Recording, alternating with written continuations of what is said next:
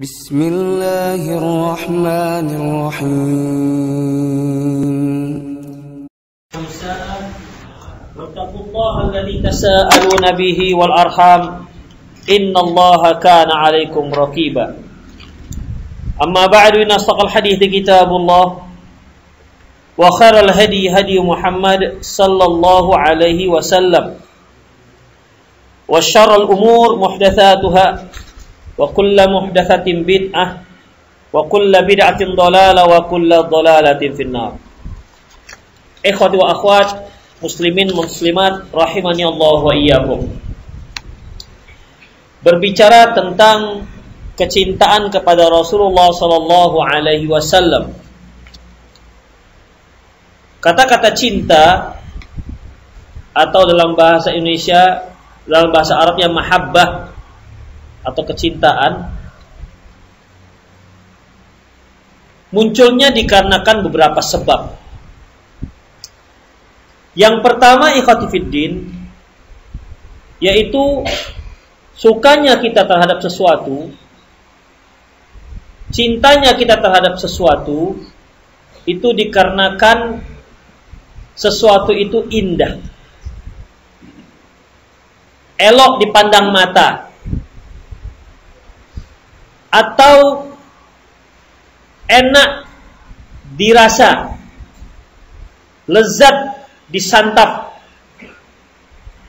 maka sukalah kita terhadap sesuatu tersebut.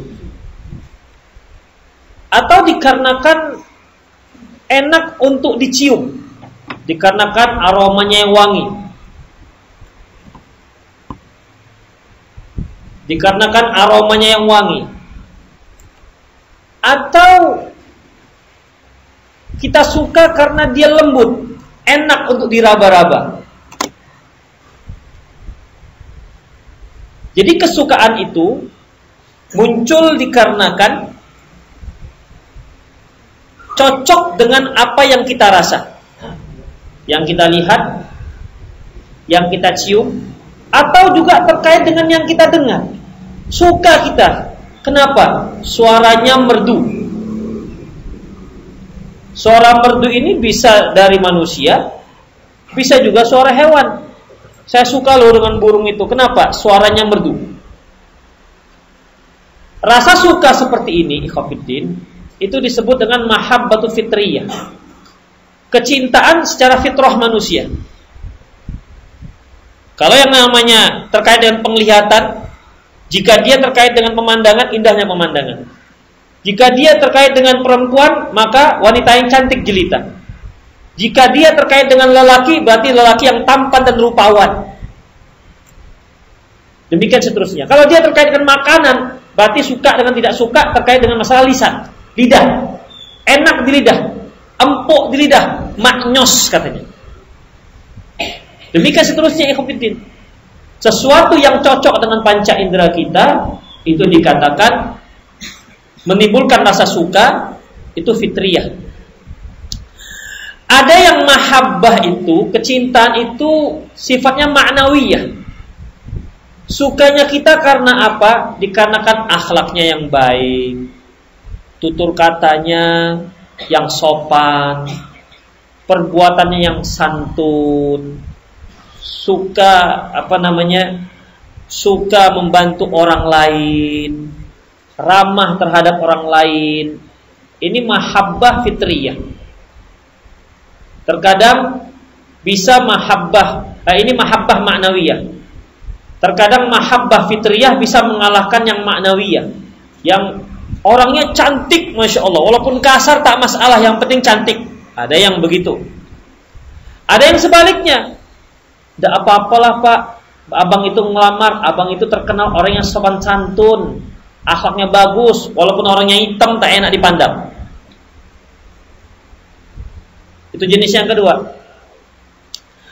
Ada yang orang kita suka, muncul mahabbah dalam bab seperti syukur atau rasa terima kasih.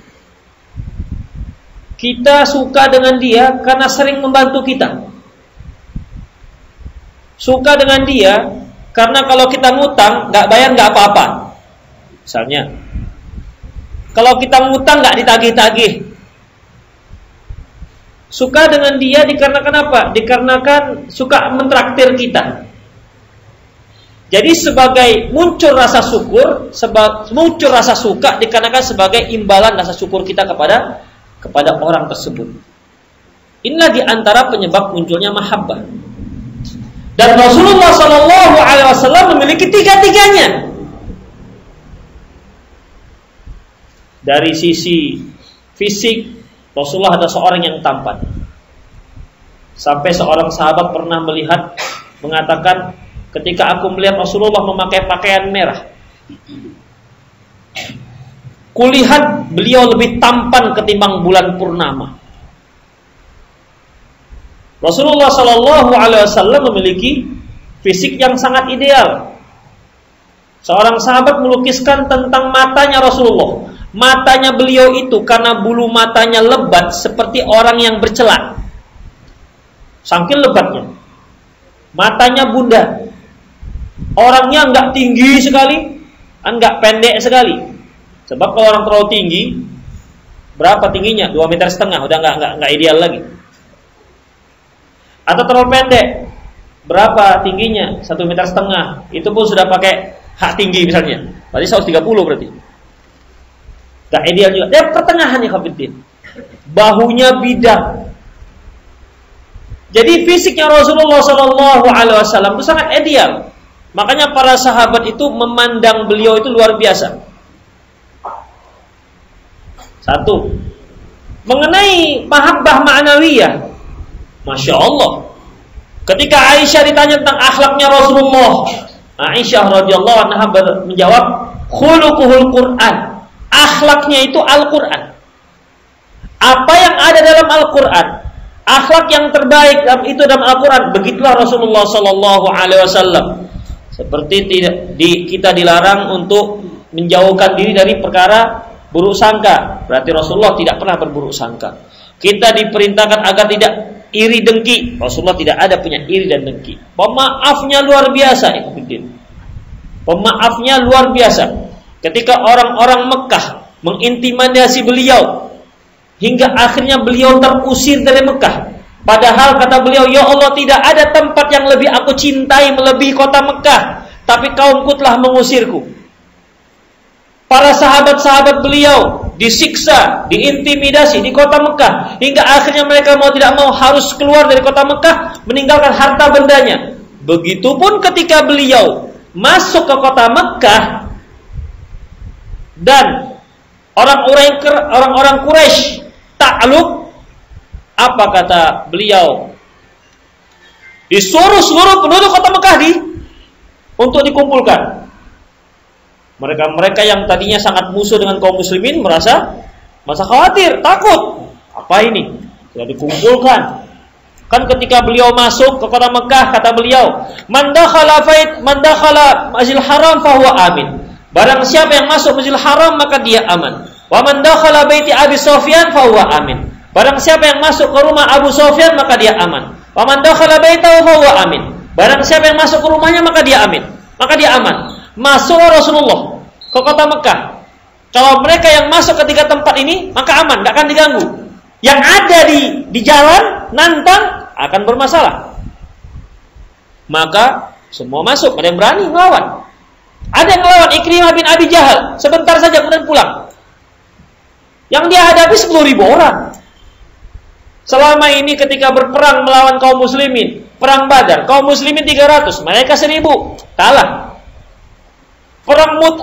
Perang Mu'tah, Romawi, kaum muslimin 3.000, orang Romawi 200.000. Kali ini pasukan kaum muslimin jauh jumlahnya ketimbang pasukan orang-orang musyrik. Makanya nggak berkutik mereka, sedangkan mereka sedikit saja kita kalah, gimana mereka lebih banyak? Akhirnya masuk semua ketika tempat ini aman. Setelah dihancurkan seluruh berhala-berhala yang ada di Ka'bah, yang ada di sekitar Ka'bah, dalam Ka'bah sekitar 300 lebih berhala, Rasul umumkan suruh penduduk kota Mekah untuk hadir. Pada takut ini, apa ini? Begitu sudah berkumpul ikhwatiddin, Rasulullah bertanya, menurut kalian itu aku itu siapa? Kata penduduk Quraisy, Anda adalah seorang yang terbaik dan anak dari seorang yang terbaik. Apa kata beliau? Antumut tulaqa, kalian itu dimaafkan semua. Pemaaf yang luar biasa ikhwatiddin. Pemaaf yang luar biasa. Itulah Rasulullah sallallahu alaihi wasallam. Kalau kita waktu itu kan yang mijak kakiku kemarin siapa ya? Begitu. Pak kepijaknya kakinya enggak sengaja. Tapi begitulah ketika kita punya kesempatan, Masya Allah. Misalnya nih, kita mengurus surat-surat di pemerintahan, dipersulit, ini itu segala macam. Ditandain lah, awas nanti kalau saya jadi anggota DPR. Wah, begitu kan? Kan ditandain ya Kapitin, mana yang kemarin? Ente kenapa? Kan begitu. Supaya tahu dia dulu. Gak enaknya jadi bawahan. Itu yang Kapitin. Tapi ternyata Rasulullah tidak. Karena permasalahannya beliau katakan, beliau tidak pernah menyerang orang kalau orang tersebut mempermasalahkan masalah pribadi beliau. Tapi kalau Islam yang mereka permasalahkan, Rasulullah akan mempermasalahkan dia. Itulah Rasulullah SAW. Jadi akhlak itu luar biasa. Sampai Allah katakan, wa innaka la'ala khuluqin 'azim. Engkau ya Muhammad berada di atas akhlak yang agung. Azim, agung, bukan mulia lagi, agung. Itu Rasulullah SAW. Makanya siapa yang gak cinta dengan Rasulullah? Yang ketiga ikhwafiddin, yaitu kalau masalah dermawan jangan tanya. Ya, jangan tanya mengenai dermawannya Rasulullah sallallahu alaihi wasallam. Ketika beliau selesai perang menyerang memerangi Bani Hazim. Ya, perang Hunain. Itu ratusan unta, ratusan kambing dibagi-bagikan aja dengan orang. Ada salah seorang yang baru masuk Islam dari pembesar Quraisy. Dia lihat ada di satu lembah itu kambing. Nampak pembesar ini suka dengan kambing itu banyak. Rasul lihat, sepertinya kepingin kambing itu. Ente mau tuh kambing satu lembah? Mau, ambil. Begitu, ambil. Bayangkan, kita seekor aja kambing kita diambil, menjerit satu tapak tuan satu bang bidi. Ambil, gak masalah. Sampai ada yang mengatakan apa ikhwatiddin? Ada yang pulang kampung, "Hai penduduk kampung, masuk Islamlah kalian. Sesungguhnya itu Muhammad kalau ngasih gak takut fakir." Gitu dia. Kalau dia mau ngasih gak takut fakir. Kalau kita kan ngasih kan hitung-hitung dulu. Dari mulai yang 100.000. Yang abu-abu lillahi ta'ala.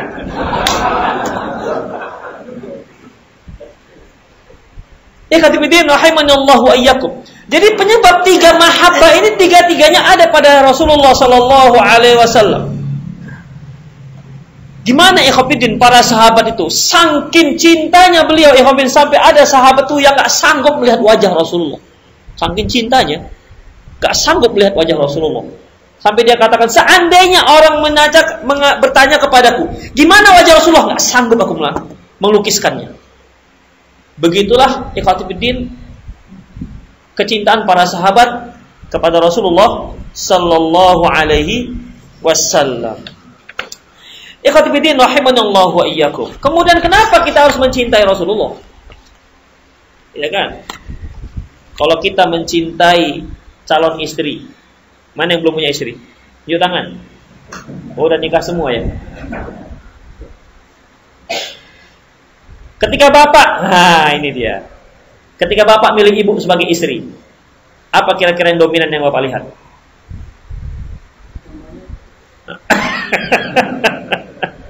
Pasti ada sesuatu yang dominan.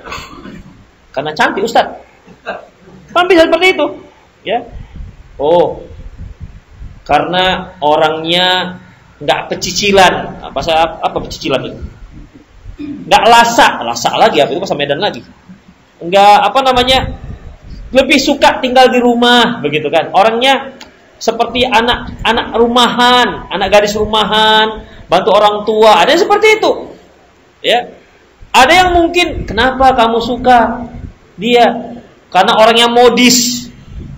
Ya, modis ini ya pakaiannya modis, tasnya modis, sepatunya modis. Keren lah pokoknya Ustaz, modern, gitu kan? Modern. Ada yang nggak suka begini, kenapa? Kenapa nggak suka? Saya nggak suka yang begini, kenapa? Modalnya banyak. Nanti untuk bedaknya itu 1,5 juta. Itu masih alasnya aja, belum lagi bedaknya. Masih alas bedak. Belum lagi nanti pemutihnya, penguningnya, banyak modalnya lagi. Belum lagi setiap bulan harus mengeluarkan komedonya. Ya. Banyak hal ikhwatiddin. Karena pernah kita ada pembicaraan di grup para ustaz. Ini ada ini mantan artis. Siapa yang mau? Enggak mau lah ustaz. Modalnya banyak. Modalnya banyak. Ya, banyak kali ongkosnya nanti. Demikian ikhwatiddin, rahimani Allah wa iyyakum. Pasti ada sesuatu yang menyebabkan kita suka pada dia. Atau kalau Ustaz, kalau istri saya kalau face-nya sedang-sedang aja Ustaz. Ya 5,5, 5,6 lah begitu misalnya. Tapi Ustaz, anak orang kaya. Ayahnya punya kapal tanker 3, mau meninggal lagi misalnya. Jadi dikarenakan sebuah kekayaan, boleh enggak ada masalah. Nikahnya sah, enggak ada masalah. Ya. Atau dikarenakan apa? Mungkin dikarenakan keturunan kiai atau keturunan ningrat, darahnya biru. Mungkin ditusuk sebentar, biru darahnya. Itu penyebab ikhwatiddin, rahimani Allah wa iyyakum. Karena masalah, ya.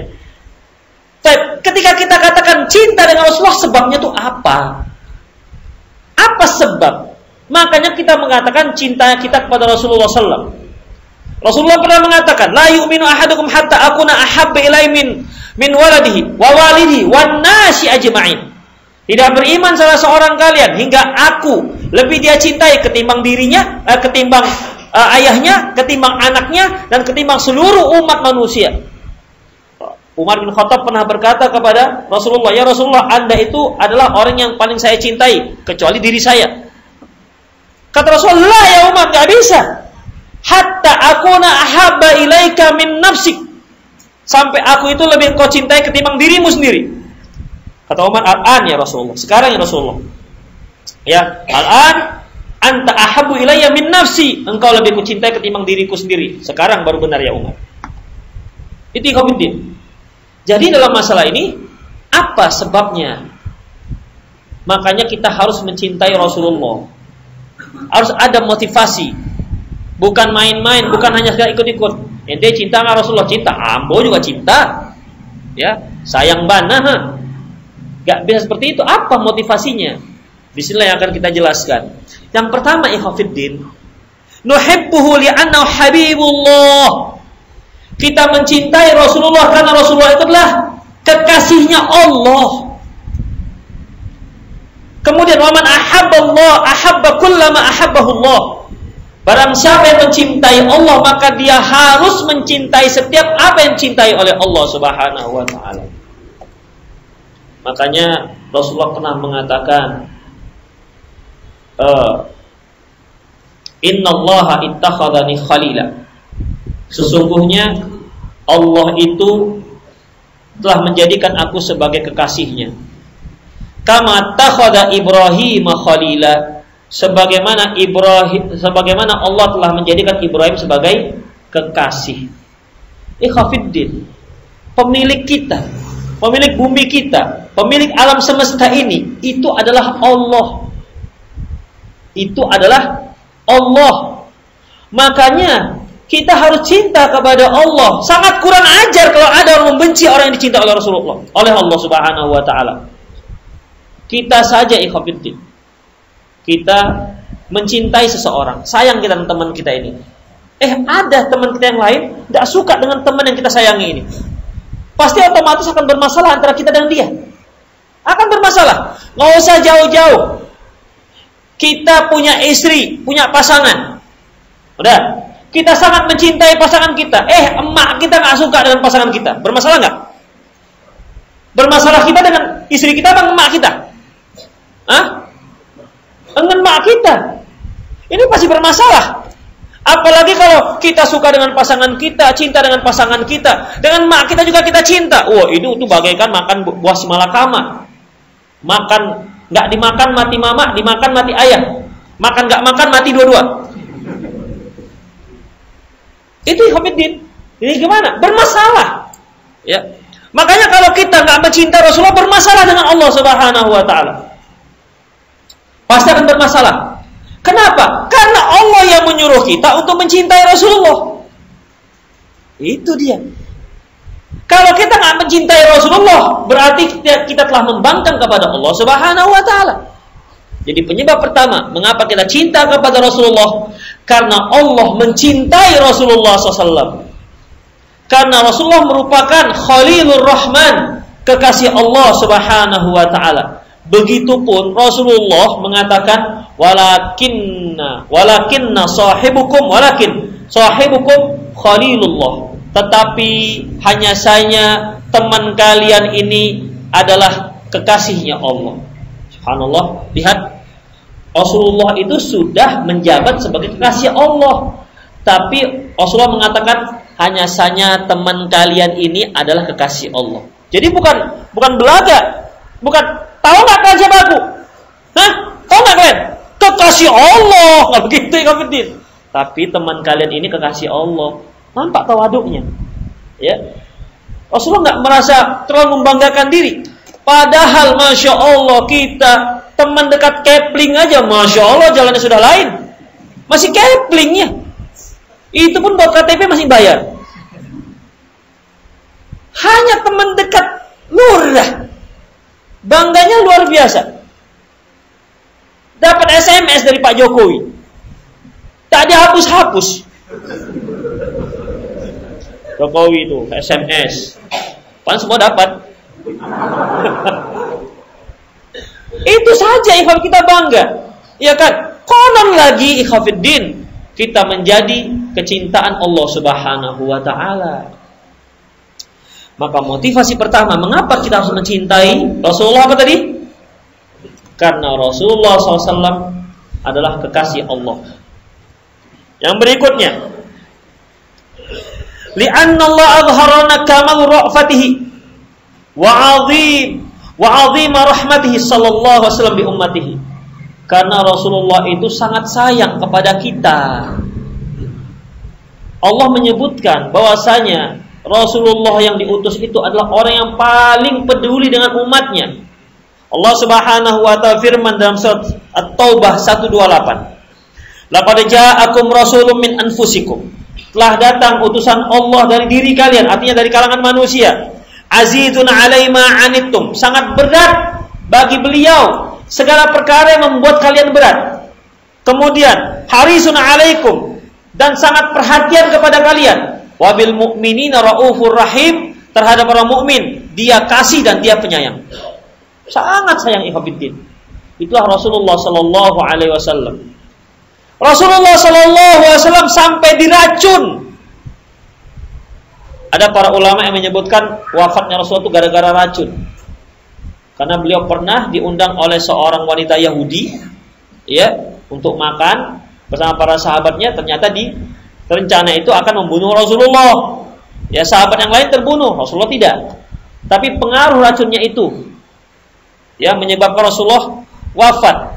Ikhwafiddin, perjuangan Rasulullah Sallallahu Alaihi Wasallam mempertahankan Islam sampai Islam itu ke kita sampainya, ya, ke kita. Ikhwafiddin, ketika perang Badar, perang yang pertama sekali yang dilakukan oleh kaum muslimin melawan orang kafir, itu Rasul tinggi-tinggi doanya, ya Allah, seandainya kelompok ini kalah, engkau nggak disembah lagi setelah ini. Ya, karena kalau dahulu ikhwafiddin, kalau ada pasukan yang kalah, dikejar, dibasmi sampai habis. Ya, bubar di kota Madinah sebagai markas kaum muslimin. Itu ikhwafiddin. Jadi untuk mempertahankan ini hingga akhirnya sampailah Islam itu kita rasakan sekarang ini. Kalau enggak, Indonesia seperti zaman-zaman pelbegulan. Tuhannya batu, Tuhannya pohon. Agamanya animisme, dinamisme. Kalau tidak ada, masuk Islam. Atau agama Hindu, atau agama Buddha, atau ateis sama sekali, tak tahu dengan Tuhan. Tapi karena jasa Rasulullah mempertahankan, dibantu oleh para sahabat, hingga akhirnya sampailah Islam pada kita. Kita sampai sekarang menjadi orang yang muwahhid, yang bertauhid kepada Allah Subhanahu wa ta'ala. Kalau enggak kita berada dalam kegelapan. Rasulullah datang membawa kita dari alam kegelapan, kesyirikan ke alam yang terang menerang pada tauhid dan sunnah beliau. Ikhwanifiddin rahimani Allah wa iyyakum. Sebagai bukti bahwasanya beliau sangat cinta kepada umatnya. Berapa kali beliau mengatakan dalam sabdanya, laula an usyqa ula ummati la amartuhum bisiwakin 'inda kulli wudu. Seandainya tidak menyusahkan umatku, aku akan wajibkan mereka untuk bersiwak setiap kali wudu. Kenapa ya Hafiddin? Karena memang menggosok gigi itu sangat mendapat perhatian dalam Islam. Sangat mendapat perhatian.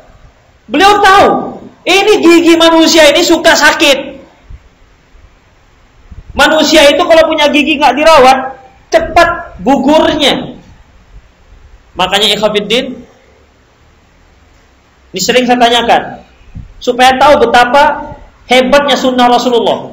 Siapa di antara kita yang giginya tak ada yang bolong?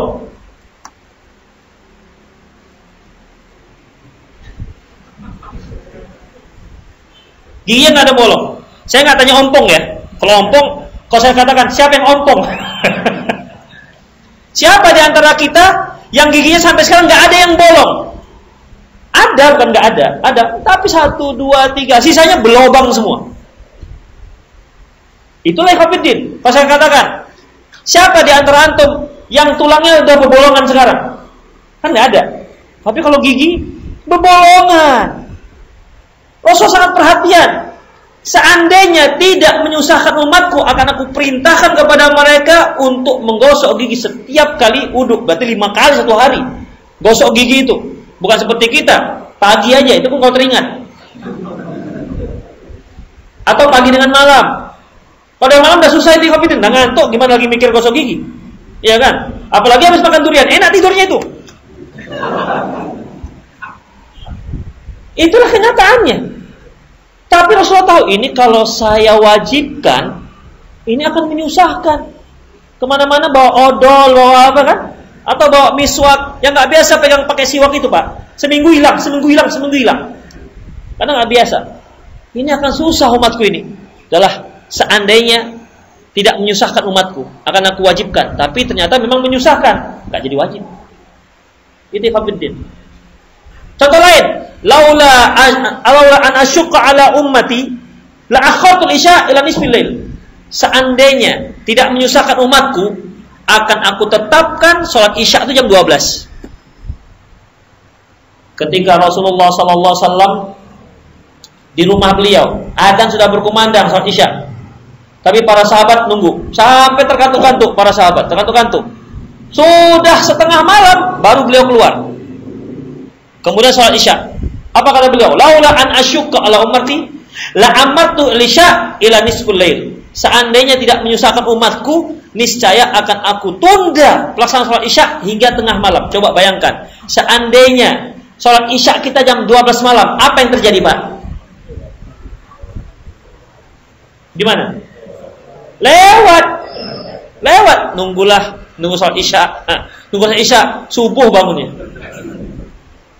Begitulah susahnya.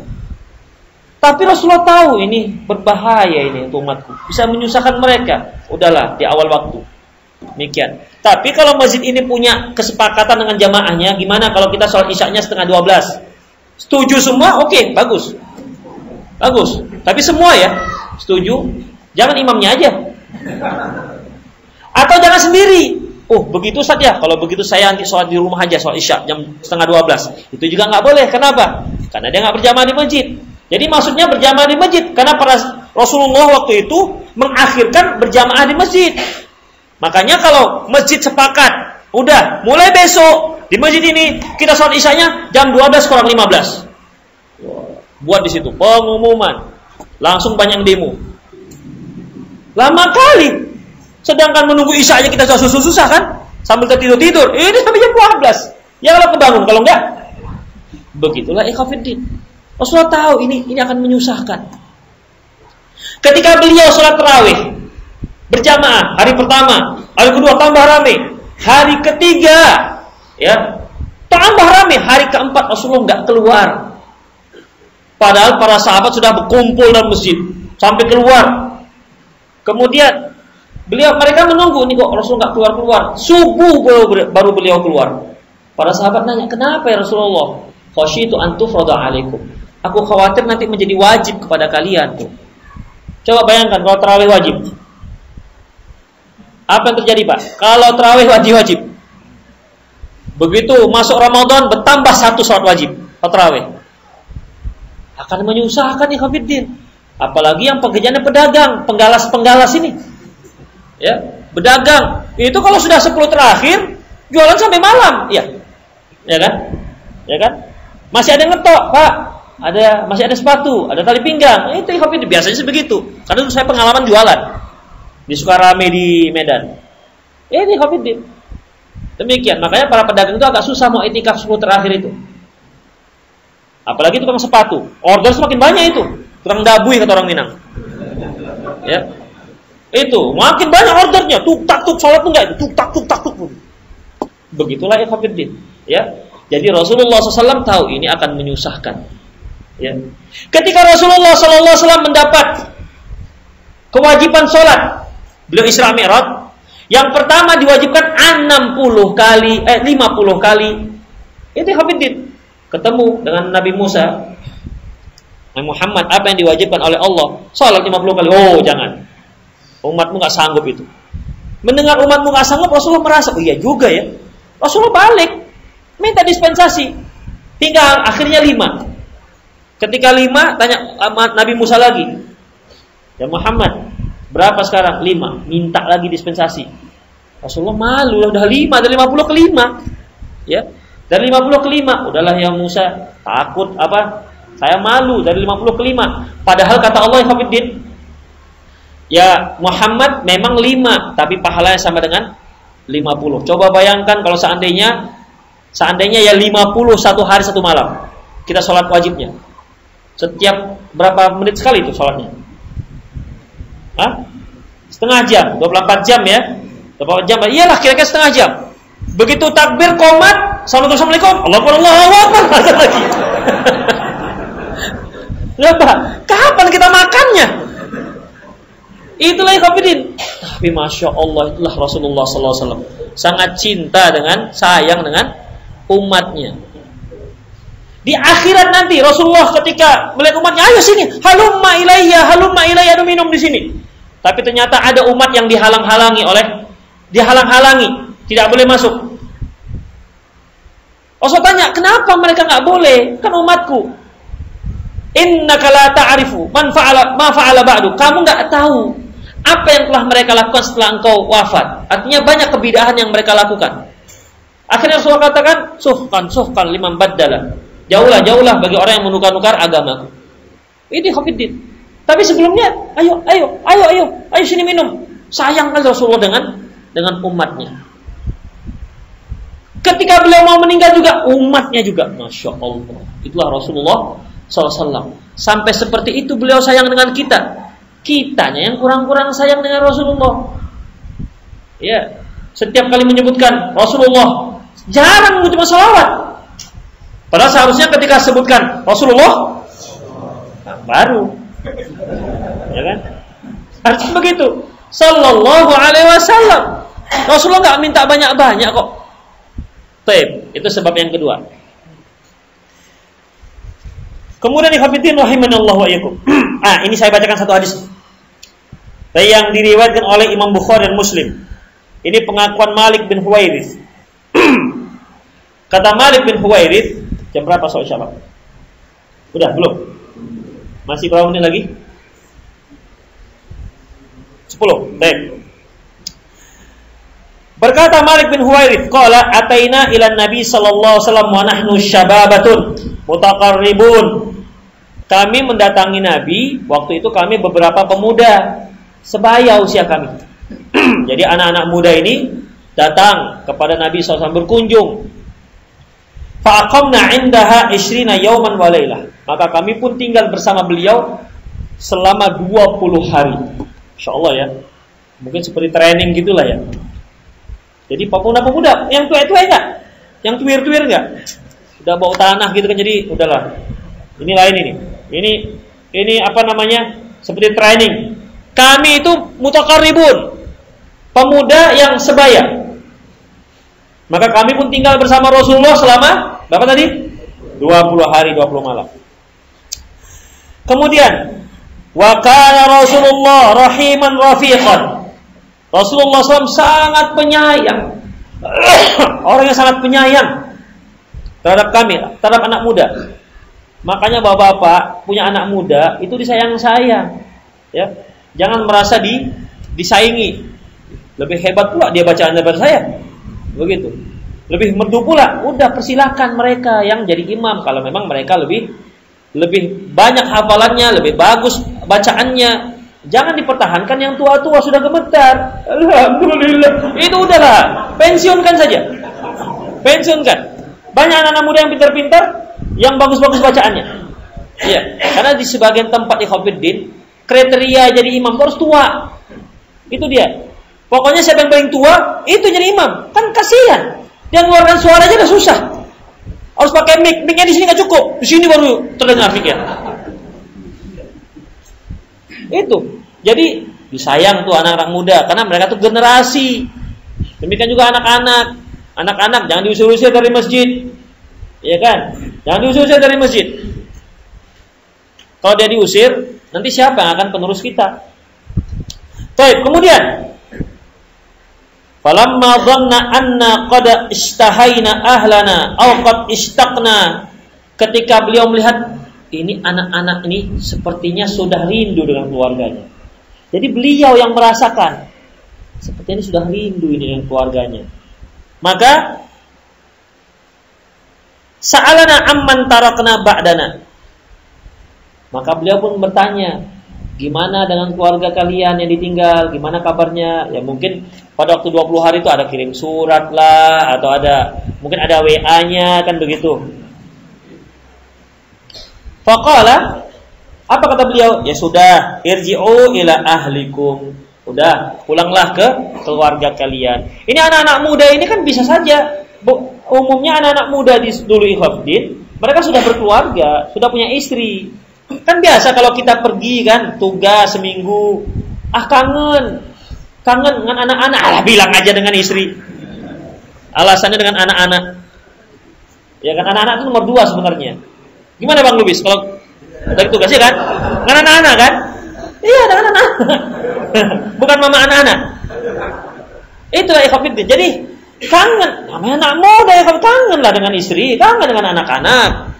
Jadi nampak ini udah gelisah mungkin. Saya nggak tahu tuh kalau pemuda gelisah tuh gimana, apa kepalanya goyang-goyang begini nggak tahu.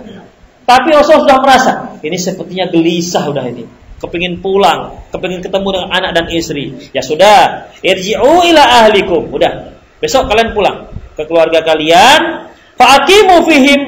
Kemudian walimuhum mamuruhum. Kemudian ajarkan mereka, perintahkan mereka. Artinya apa yang telah kalian pelajari selama 20 hari itu, ajarkan kepada keluarga kalian. Wa dzakara asya ahfadhuha aw la ahfadhuha. Lantas beliau menyebutkan beberapa hal yang harus kami sampaikan kepada keluarga kami. Ada yang saya hafal dan ada juga yang tak saya hafal. Kemudian wasallu kama ra'aitumuni sholli. Dan kalian itu nanti sholat seperti yang kalian lihat aku sholat. Sholatlah kalian di kampung kalian, di keluarga kalian, ya, seperti kalian melihat aku sholat. Wa idza hadratis shalah, kalau sudah masuk waktu sholat, falyu'adzin lakum ahadukum, hendaklah adzan di antara salah seorang kalian, atau kumandangkan adzan salah seorang di antara kalian. Wal ya'ummakum akbarukum, dan hendaklah yang menjadi imam yang paling tua di antara kalian. Tadi kita katakan nggak suka, nggak bisa yang paling tua. Tapi di sini ternyata hendaklah menjadi imam kalian yang paling tua. Berarti betul dong yang kita katakan yang penting paling tua. Khofiddin, lihat ceritanya. Ceritanya mereka belajar kepada Rasulullah selama 20 hari. Berarti ilmunya sama, Qur'annya sama. Ya. Ilmunya sama, Qur'annya sama. Kalau sudah seperti ini, maka yang dikedepankan jadi imam adalah yang paling tua.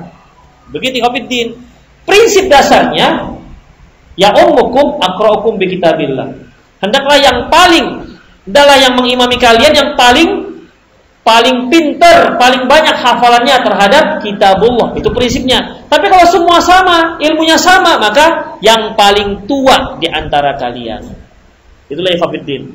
Rahimani Allah wa iyyakum. Hadis riwayat Bukhari Muslim.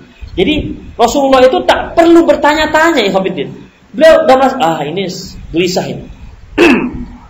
Bukan hanya kepada para pemuda, terlebih lagi pada keluarga.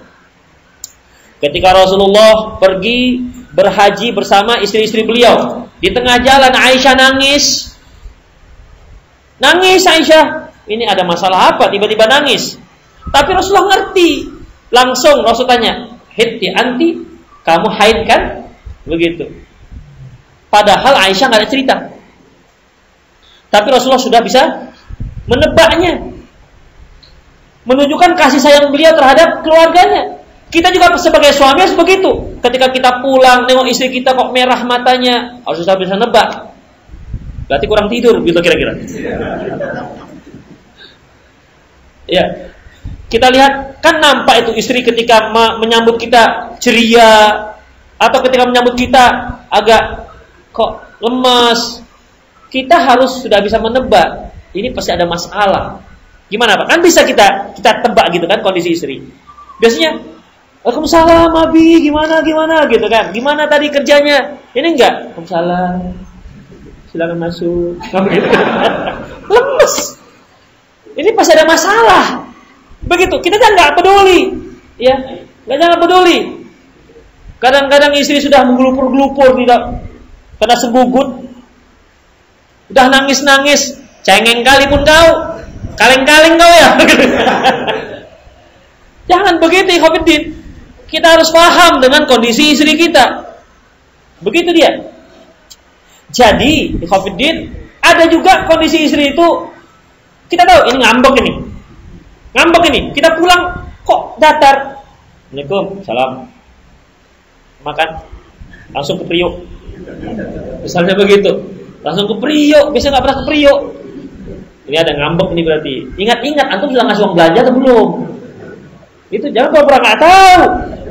Biasanya pas awal bulan sudah ngasih uang belanja, udah tanggal 10 belum ngasih belanja. Iya, sang istri juga bangsa nggak mau minta-minta. Ada yang seperti itu, ikhwatiddin, nggak mau dia minta-minta. Ya udahlah, nanti kita lanjutkan. Demikian ikhwatiddin, qul qouli hadza wa astaghfirullah li wa lakum wa lisal muslimin innahul ghafurur rahim. Assalamualaikum warahmatullahi wabarakatuh. Alhamdulillah wassalatu wassalamu ala Rasulillah amma ba'd. Ikhwatiddin rahimani Allah wa iyyakum. Kita telah mempelajari beberapa poin yang terkait dengan apa alasan mengapa kita mencintai Rasulullah Sallallahu Alaihi Wasallam. Yang pertama, tadi telah kita bahas karena Rasulullah Sallallahu Alaihi Wasallam sangat mencintai kita.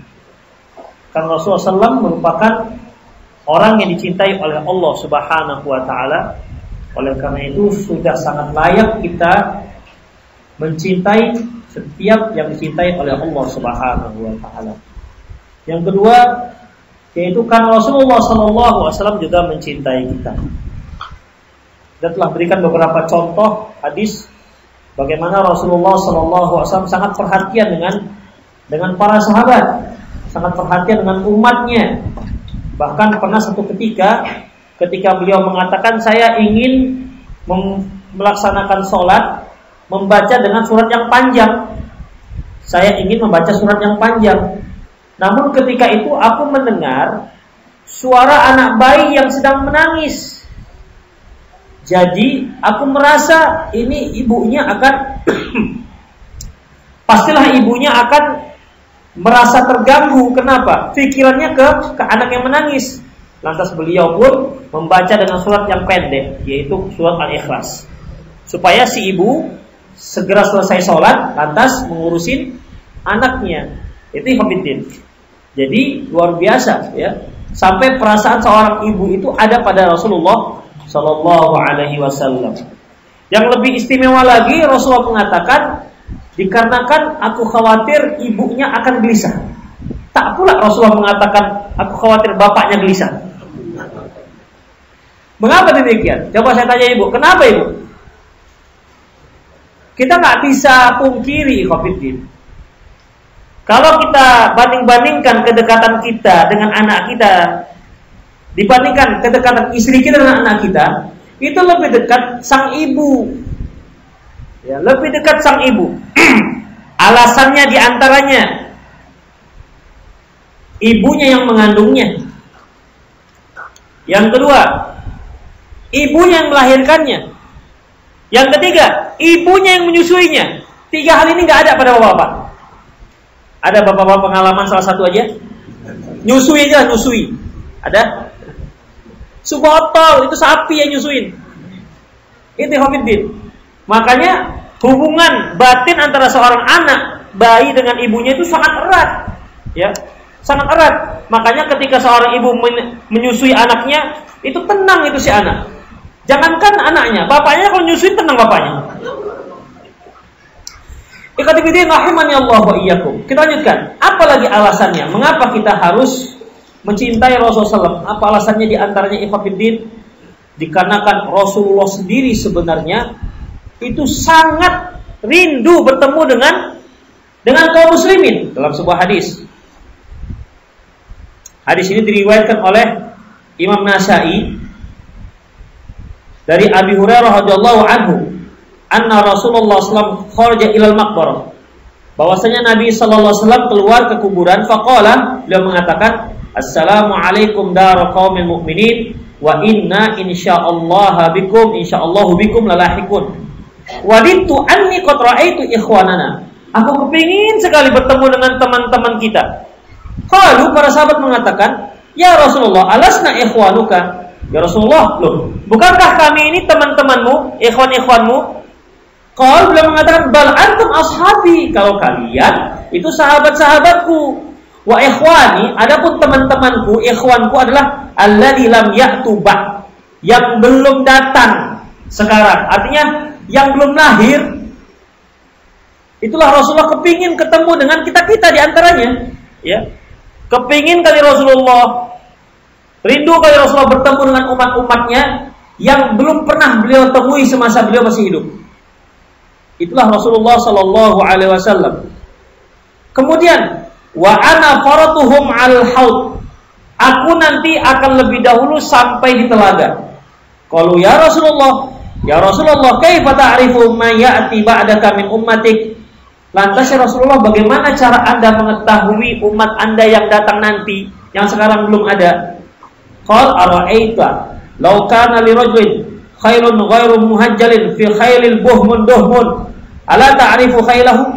Bagaimana pendapat kamu apabila salah seorang di antara kita punya kuda, kudanya itu punya tanda putih di kening, di kepala, dan tanda putih di kaki. Di antara kuda-kuda yang hitam dan legam, tak ada putihnya. Bukankah dia dengan mudah menandai kudanya tersebut? Jawabannya, iya. Ya, begitulah kata Rasulullah. Fa innahum ya'tu yaumal qiyamati ghurran muhajjalin minal wudu'i. Begitulah umatku nanti akan datang dengan anggota wudhu yang bercahaya. Berarti yang tak berwudhu, gak ditahu Rasulullah dia terkalangan umat Rasulullah SAW. Yang gak sholat, ya, diusir Rasulullah. Ente siapa? Umat Rasulullah. Kok gak ada bekas wudhunya? Kok gak ada cahaya wudhunya? Sono. Ini khusus untuk yang muslim-muslim saja. Makanya ikhwatiddin, ini juga yang dijadikan para ulama dalil yang tak sholat kafir. Karena kan mana ada orang wudhu aja gak sholat. Saya rajin Ustaz wudhu, teman gak sholat. Itu seperti orang pakai tali pinggang gak pakai celana. Nah iya, wudhu aja gak sholat, ngapain? Itu yang kedua ikhwatiddin. Rasulullah itu sangat rindu bertemu dengan kita-kita, ya. Mungkin bertemu dengan kita nangis, Rasulullah meleleh, mata kok gini lah kalian ini, mungkin begitu ya. Tapi begitulah Rasulullah sangat cintanya dengan umat. Kemudian apa lagi ikhwatiddin? Tanda cintanya beliau. Bahwasanya Rasulullah sallallahu alaihi wasallam sengaja menyimpan satu doa untuk menyelamatkan umatnya di hari kiamat. Apa kata beliau? Hadis ini diriwayatkan oleh Imam Muslim dari Abu Hurairah. Qala Rasulullah SAW bersabda, "Di kulli nabiyyin da'watan mustajabah." Setiap nabi ada satu doa yang pasti akan dikabulkan oleh Allah Subhanahu wa taala. Fatu'ajjal kullu nabiyyin da'watahu. Semua nabi telah mempercepat doanya. Ya, mempercepat doanya. Nabi Nuh doanya tenggelam umatnya. Samud, Nabi Soleh doanya menghancurkan kaumnya Samud. Nabi Lut juga begitu. Nabi apa? Syuaib juga begitu. Aku tidak. Jadi Rasulullah enggak mendoakan kehancuran pada umatnya. Itu sengaja aku simpan satu ini, ya. Untuk apa? Wa inni ikhtada'tu da'wati syafa'ata li ummati yaumal qiyamah. Dan aku sengaja menyimpan satu doa ini untuk memberikan syafaat pada umatku di hari kiamat nanti. Fahiyana ilatun insyaallah min mata min ummati la yusyriku billahi syai'a. Dan ini insyaallah semua akan mendapatkan syafaatku khusus untuk umatku yang mati tak pernah berbuat syirik. Yang meninggal dia tidak berbuat syirik pada Allah sedikit pun. Itu ikhwan, dia akan mendapatkan syafaat Rasulullah SAW. Jadi itulah satu doa. Masya Allah kan luar biasa ikhwan. Beliau mencintai umatnya. Tapi orang seperti ini tidak kita cintai. Masya Allah, betul-betul kurang ajar lah orang ini. Sudah begitunya cintanya Rasulullah kepada kita tak cinta dengan Rasulullah SAW. Masya Allah. Demikian ikhwatiddin rahimani Allah wa iyyakum. Baik, ada hal yang terpenting lagi. Kita lihat bagaimana praktek cintanya kepada Rasulullah. Tentunya generasi pertama orang yang mempraktekkan yang pertama. Karena mereka lah orang yang bertemu langsung dengan Rasulullah sallallahu alaihi wasallam. Kita bacakan beberapa riwayat hadis sahih tentang bagaimana praktek cintanya para sahabat, seperti Abu Bakar radhiyallahu anhu. Abu Bakar ini ikhwatiddin orang yang paling dicintai Rasulullah sallallahu. Ketika beliau ditanya, "Siapa orang yang paling kau cintai Rasulullah dari kalangan laki-laki?" Abu Bakar. Kalau kalangan perempuan, anaknya, yaitu Aisyah radhiyallahu anha. Jadi dibandingkan para wanita yang paling dicintai Rasulullah adalah istri beliau Aisyah. Itu yang hidup ya, yang hidup. Kalau dibandingkan dengan yang sudah meninggal, tentu yang pertama adalah Khadijah. Sampai Aisyah mengatakan, aku tak pernah rasa cemburu kecuali satu orang. Itu pun orangnya sudah meninggal, yaitu Khadijah. Saking seringnya disebut, Khadijah dulu begini, ngobrol dengan Aisyah, Khadijah dulu begini, dikit-dikit Khadijah, gede-gede Khadijah. Ya kan? Jadi, ya Rasulullah, Allah kan sudah tukarkan dengan yang lebih muda, dengan yang lebih baik. Kata Rasulullah, wallahi belum. Allah belum menggantikan yang lebih baik dengan Khadijah. Kenapa? Dia yang mengimaniku di saat orang mendustaiku. Dia yang membelaku di saat orang-orang memusuhiku. Dan dengan hartanya dia membela agamaku. Itulah Khadijah. Itu tidak ada pada istri-istri yang lain. Dan satu hal, dari dia juga aku punya anak. Itu dia. Jadi Rasulullah banyak punya anak dari Khadijah radhiyallahu anha. Itu ikhwatiddin. Makanya Rasulullah katakan, tazawwajul wadud. Nikahilah seorang wanita walud, yang subur, wadud, yang penyayang. Jangan subur tapi tukang tampar. 10 anaknya. Tuh, nah. Bukan macam-macam kan ya? Bukan. Berarti kan enggak wadud. Ya. Ini subur dan penyayang, sayang dengan anak-anaknya, sayang dengan suaminya. Begitu, ada juga ibu-ibu itu banyak anaknya, tapi masya Allah, ya, lisannya, hei kau, awas kau ya, kusepak kau nanti. Ada yang seperti itu, ikhwatiddin. Jadi dia yang subur dan yang penyayang. Tapi ikhwatiddin rahimani Allah wa iyyakum. Ketika awal pertama sekali dakwah dengan cara terang-terangan, para sahabat masing-masing pergi dengan keluarganya. Abu Bakar dengan Rasulullah SAW. Rasulullah duduk Abu Bakar menjelaskan, wahai orang Quraisy, hendaklah kalian Islam.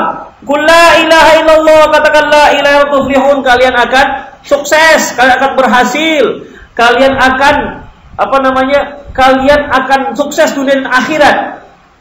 Itulah lebih kurang. Mendengar itu ikhwatiddin, berkumpul orang Quraisy, Abu Bakar digebukin, dikeroyokin. Yang paling dahsyat mukulnya adalah seorang yang bernama Utbah bin Rabi'ah. Diambilnya sendalnya. Ikhwatiddin, sendalnya bukan sendal-sendal swallow macam kita sekarang.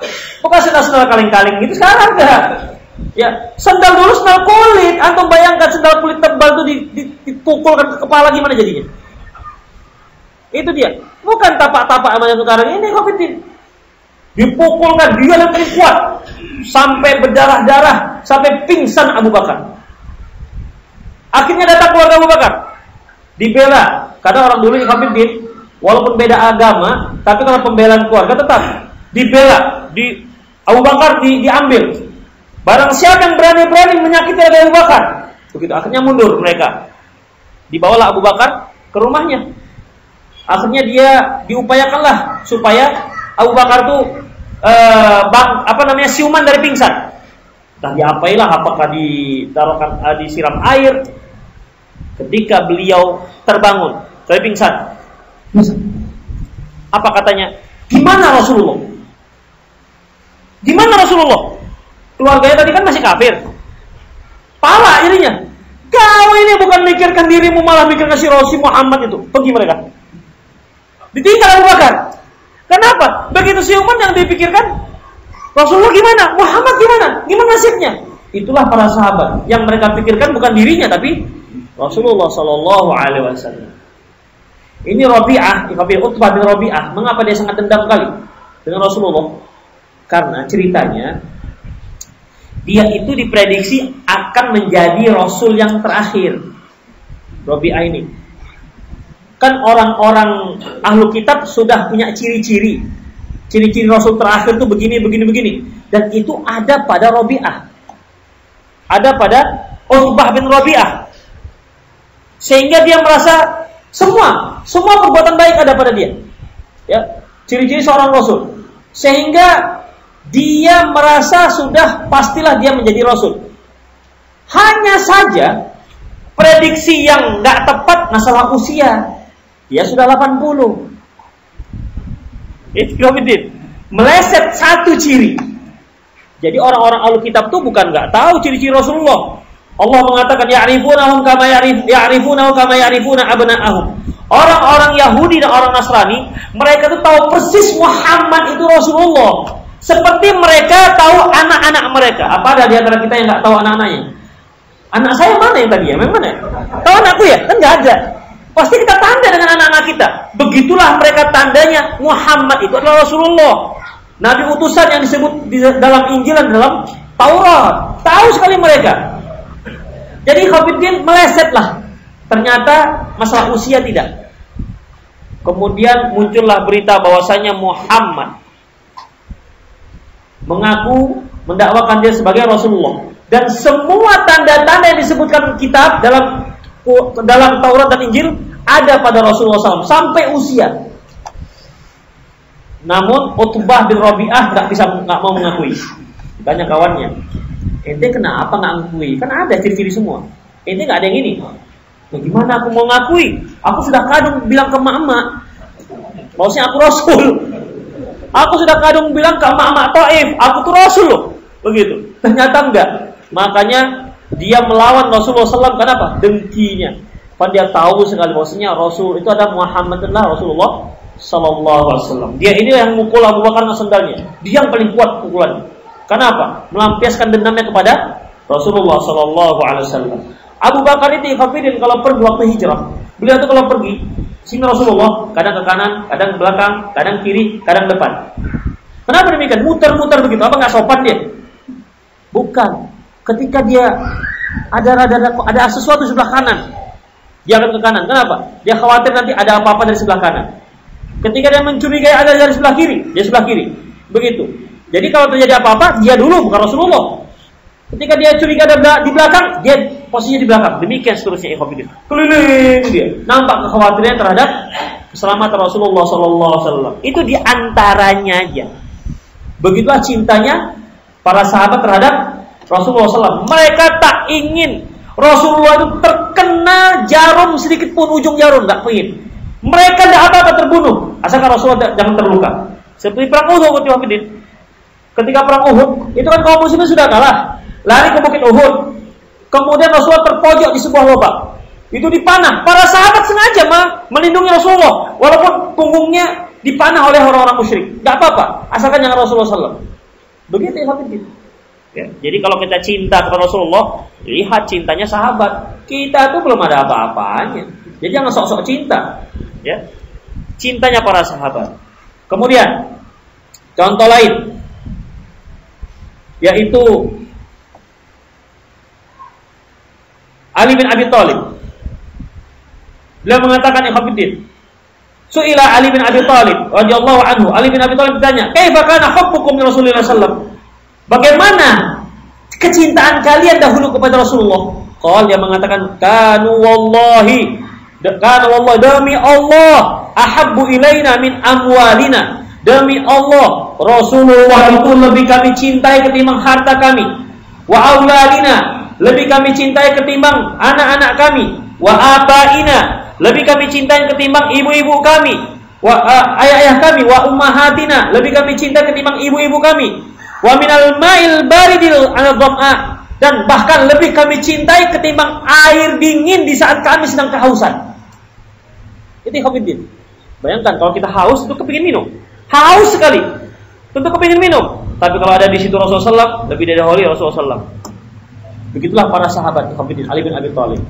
Kita lihat Amr bin As. Lamma hadatul wafat, dakhala alaihi ibnu Abdullah, fawajadah yabki.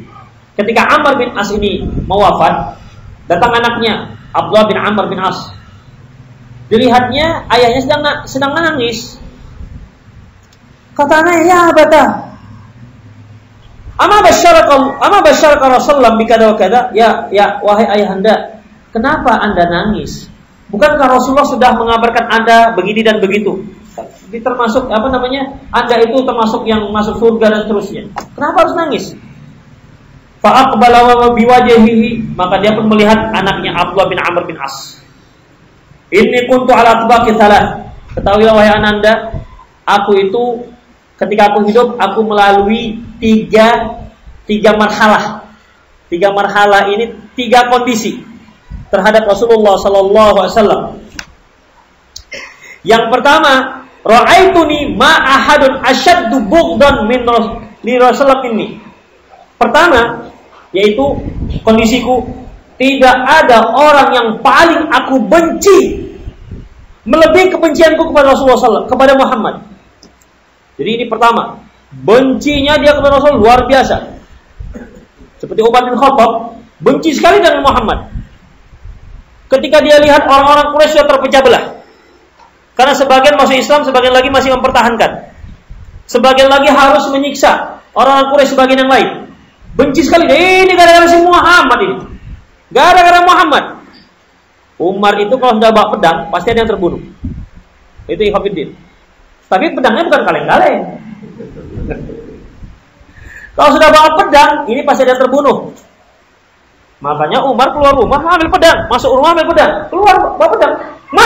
Ente mau kemana? Mau kubunuh si Muhammad. Begitu. Ketemu lagi. Mau kemana, Mar? Mau kubunuh si Muhammad itu. Alah, bahasa kita gitulah kan. Adikmu aja tuh masuk Islam, urusin dulu adikmu, baru urusin Muhammad. Oh iya, adikku masuk Islam. Belok langsung ke adiknya Fatimah. Begitu masuk, pingsan. Umar itu jago gulat. Itu juara satu gulat orang Quraisy.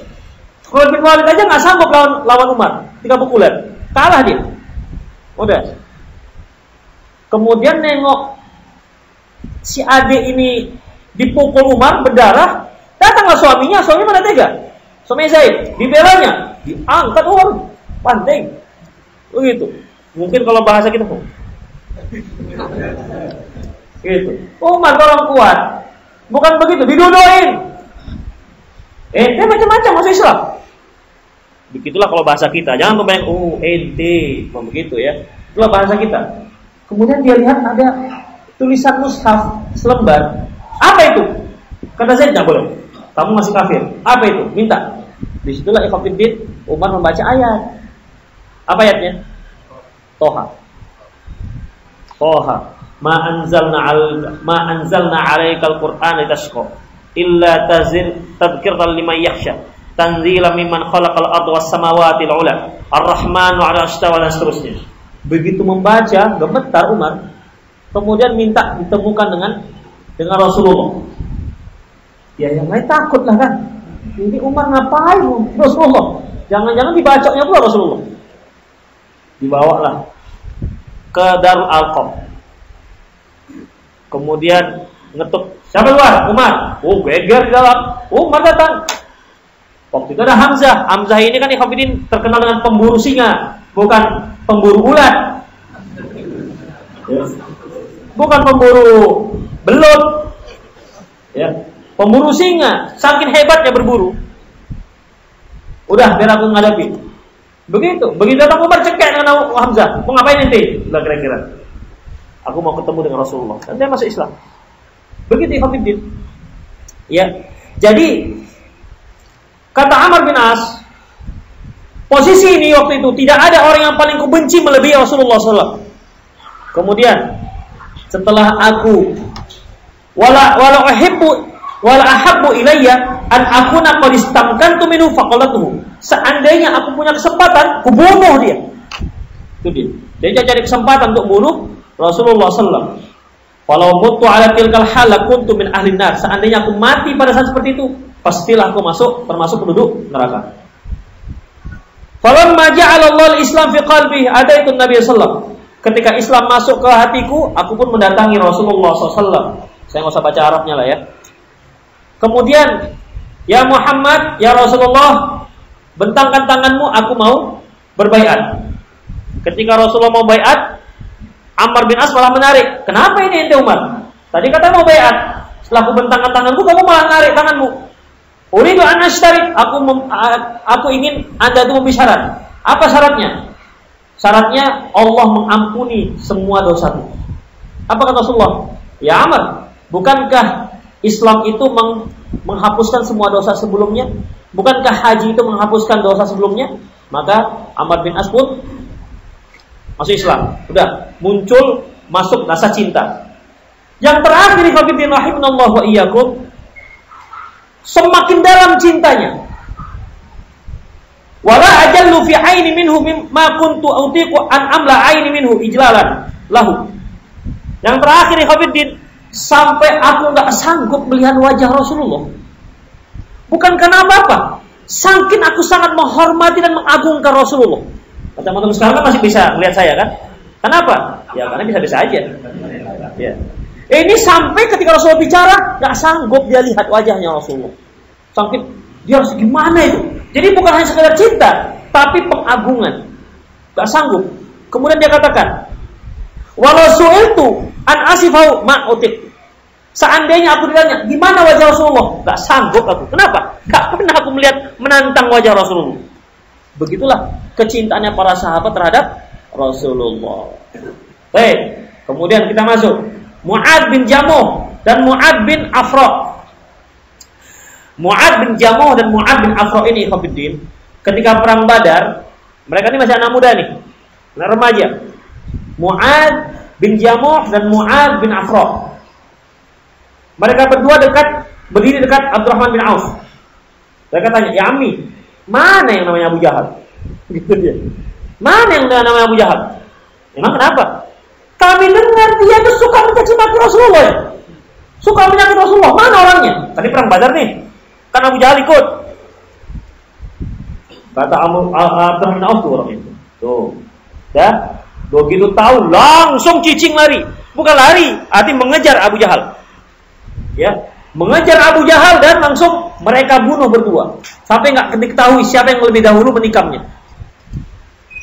Kenapa mereka begitu, ikhwatiddin? Enggak sudi orang yang mereka cintai disakiti. Yang begitu orang mencinta tuh begitu ya Khafidin. Kalau antum cinta dengan istri antum, sudi istri antum dicaci maki orang. Enggak sudi. Kalau antum tenang-tenang saja, istrimu jelek, pendek, tongge misalnya, antum tenang saja, berarti kurang cintanya kepada Rasulullah. Kalau dikatakan istri ente itu pokoknya dijelek-jelekan lah, ya, cerewet, bawel, biasa itu. Nah, istri saya itu biasa begitu. Berarti tanda-tanda dia kurang cinta. Kalau nggak cinta nggak lah, tapi kurang cinta. Begitu ikhwatiddin. Itulah orang kalau sudah mencintai, nggak rela orang yang dia cintai disakiti. Kemudian ada lagi, yaitu seorang dari Ansor. Ini lebih menarik lagi ceritanya. Ja'a rajulun min Ansor ila Rasulullah sallallahu alaihi wasallam faqala la anta ahabbu ilayya min nafsi wa waladi wa ahli wa mali. Ya Rasulullah, Anda itu lebih aku cintai ketimbang diriku, anakku, keluargaku dan seluruh hartaku. Walaula anni atika fa'araka la dhantu anni sa'amut. Fabaka Ansar. Seandainya aku mendatangimu dan aku lihat dan aku akan meninggal, maka aku enggak akan sanggup lagi Rasulullah. Maka dia pun menangis. Aku mau meninggal Rasulullah. Artinya gimana aku akan jumpa? Faturfa'u wa namut. Wasatamut wa namut.